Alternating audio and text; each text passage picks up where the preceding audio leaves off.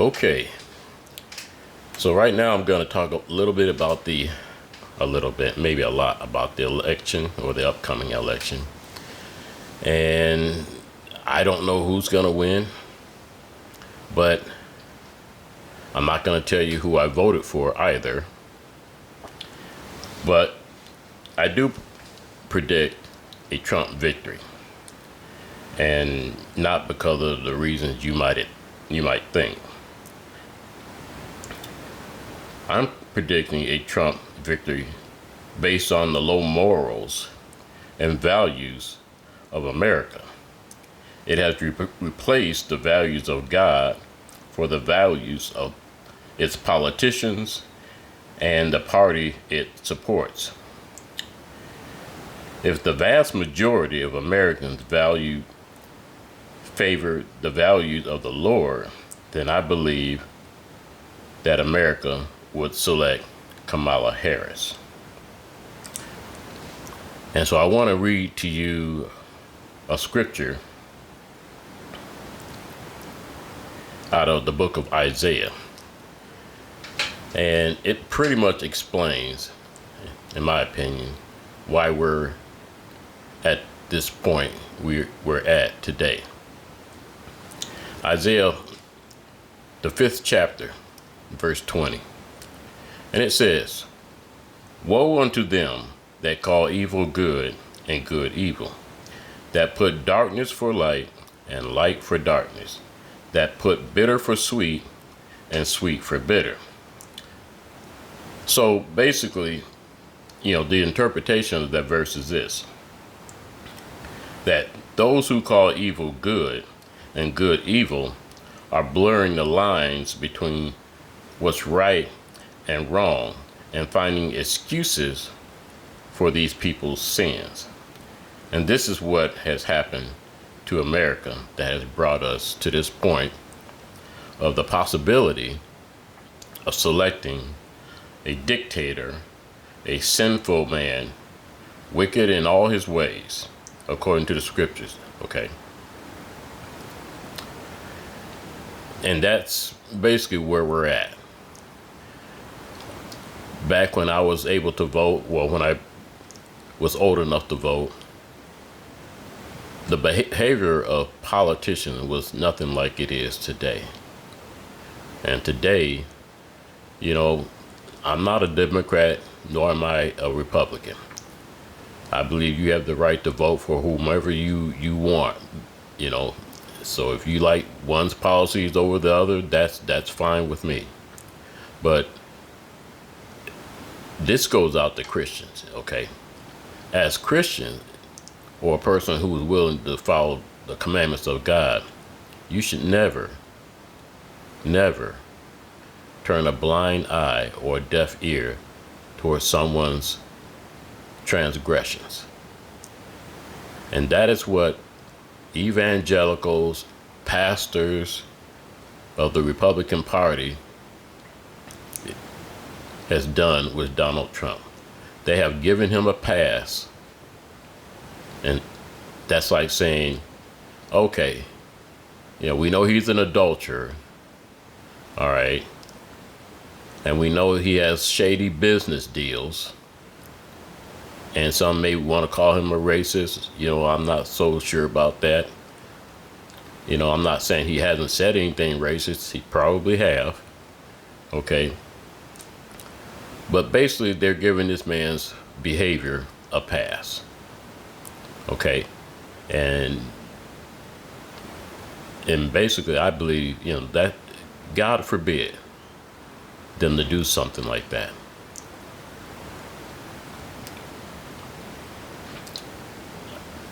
I also want to talk about some of the other things he has said and done. Donald Trump referred to African nations and Haiti as shithole countries. A man of God wouldn't say things like that. But MAGA Republicans and black conservatives, that's what they call themselves these days. I think it's just They are just black MAGA Republicans, and they just want to kind of separate themselves from MAGA Republicans. But they're all the same in their thinking. You know, I wonder if these black conservatives, did y'all get your Trump sneakers and your Trump Bibles? Can you imagine a man endorsing a Bible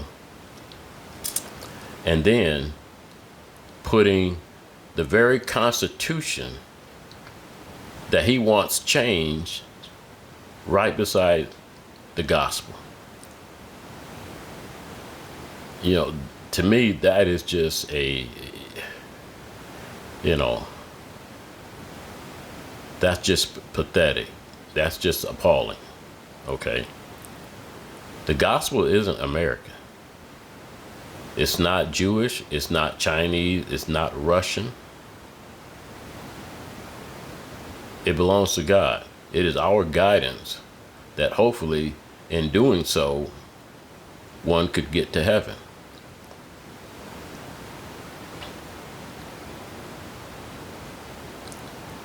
You know, he's also said some things about, you know, he made remarks about his daughter. And, you know, he talked about how hot his daughter's body was. Now, it's one thing to tell someone that, hey, I think my daughter is beautiful. But to tell someone that your daughter's body is hot and gorgeous. And then he goes on Howard Stern's show and talks about, and says basically the same thing. And then lets Howard Stern say something to the effect that, boy, she must be a great piece of ass. Now, if Howard had said something like that about my daughter, you know, I probably wouldn't have let him get the last words out of his mouth before I would try to slap him out of his mouth. But, you know, it was said. I'm not blaming Howard Stern for saying it because, you know, he's got Donald Trump across the table, you know, saying something similar. But, you know, that is just appalling that he would talk about his daughter that way, and then let some other man talk about, you know, your daughter that way. You know, Donald Trump, you know, he's a man that spreads lies, deceit, among other things. But to be fair, you know, that could describe many politicians in this country, you know, that America's, you know, love so much today.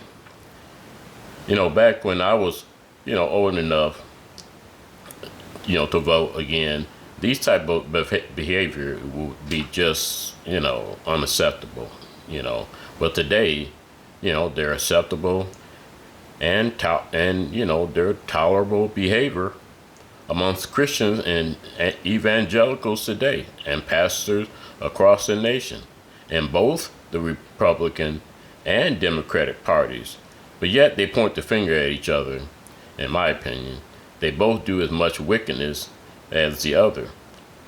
But because there has to be a winner, right now the Republican Party holds a slight lead over the Democratic Party in wickedness. They even believe that Trump is God's man. You know, like he was sent by God to lead the country. You know, if he were sent by God, he wouldn't have lost the election, you know, the first time.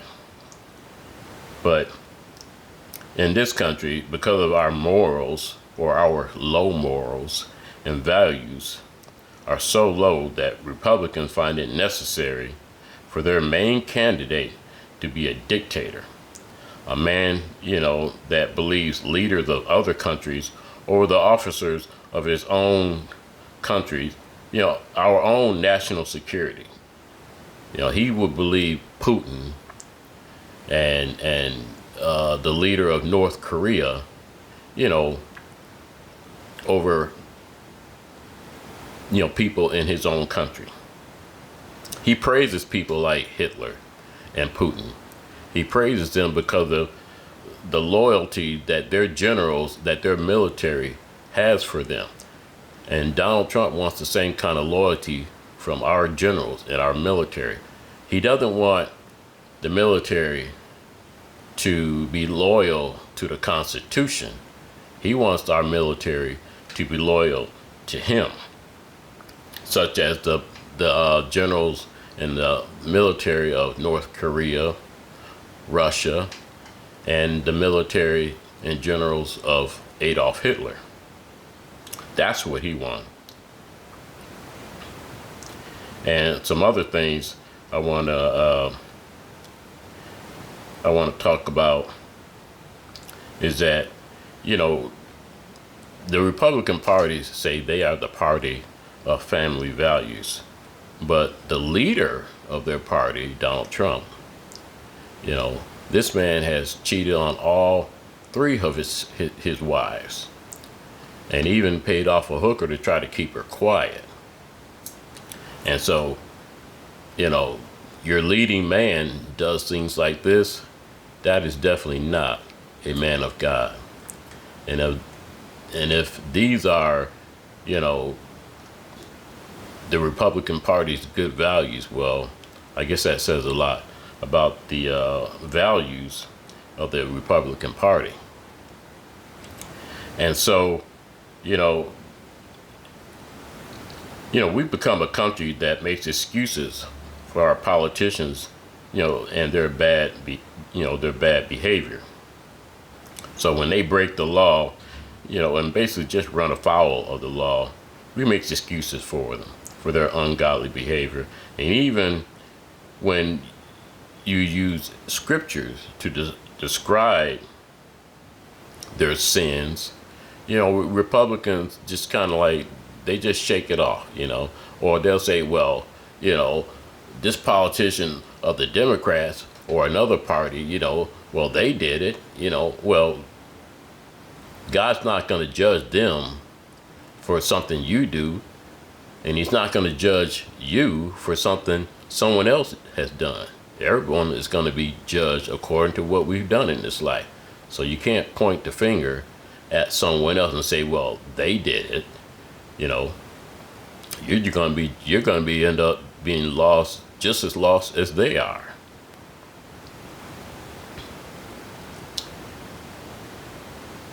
So it seems that these days everything is all about the party and the party's values. So we have a nation that we have put away the morals and the values of God, and these morals have been replaced with the morals and the values of these politicians and the parties that, you know, that we love so much. And that's how we've gotten to the point we are today, because we refuse to retain the love of God in our hearts. And now probably half the country wants to elect a dictator to lead the country. Now, as for Kamala Harris, I don't know a whole lot about her.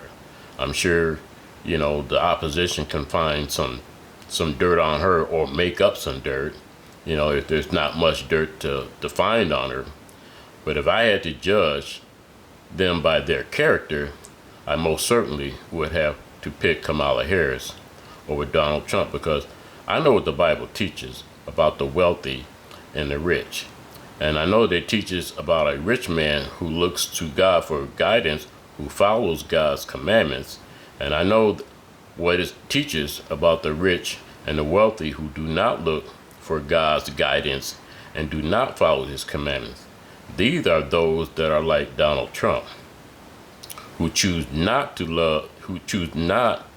love of Christ, but who choose the love of men, because he wants to look good before men. But it's amazed me that, you know, people that I grew up with, how their morals and their values have changed so much.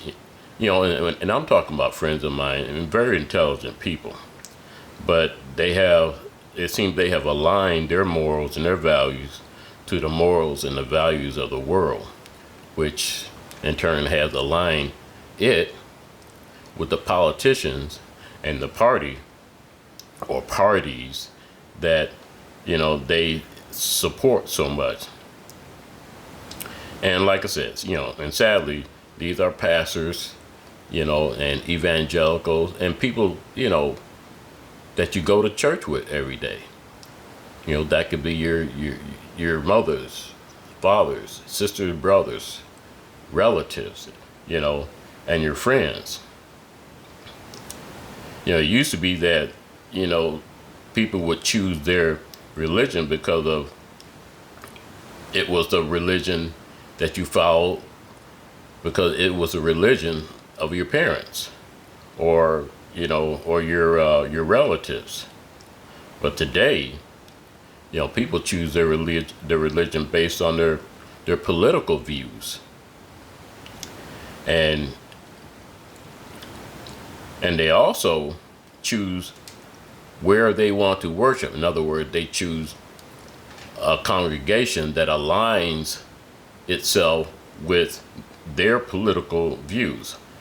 So they won't be a member of of the church on the north side, but they're going to be a member of the church on the east side because they're Republicans like me, or because they're Democrats like me. But now it puts us in a place where we have to make a choice between, I'm going to say, someone who they think can't run a country, but they rather choose a dictator, an evil man, a wicked person, because they like his policies, and I guess because he's going to build a wall and stop people from coming over and ruining America. Well, people who have ruined America live right here in America. No illegal aliens came over and went and bought AR-15s and committed mass shootings in our high schools and in our elementary schools. They haven't done that. People who have lived in America all their lives have done that. And basically, many of them are these people's high school students who have gotten shotguns and assault style rifles and went into our high schools and killed our children. These weren't illegal aliens that Trump calls murderers and rapers. They didn't do this. People that you and I may know, or someone knows next door, they did this. Not the illegals.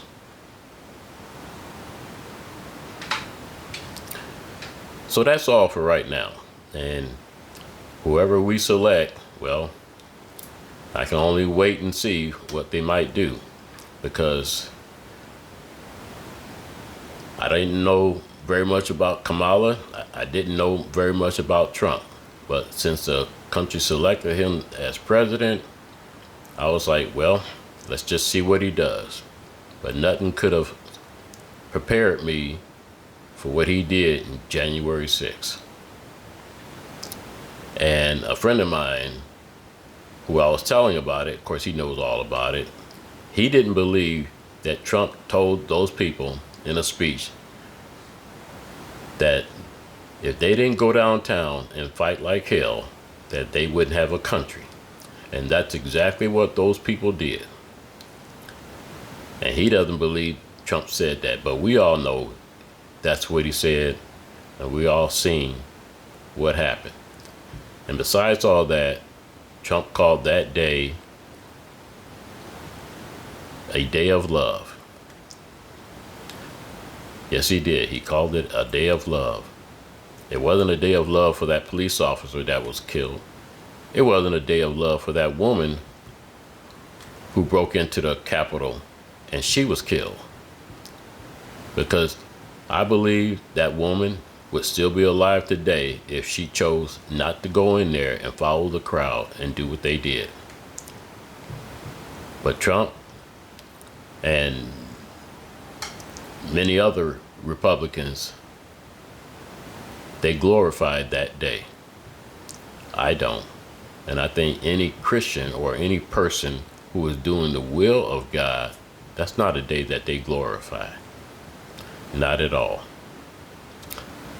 But this is the kind of person that pastors across the nation, well, Republican pastors and evangelicals and people you may go to church with, this is the kind of man they want to lead the country. Simply because they like a few of his policies. I don't know what else to say about that, but I think people who think that way should probably examine themselves before they open the doors of the church where they worship and see whether or not their thinking and their morals and values align with that of God. Just something to think about. So whoever becomes president,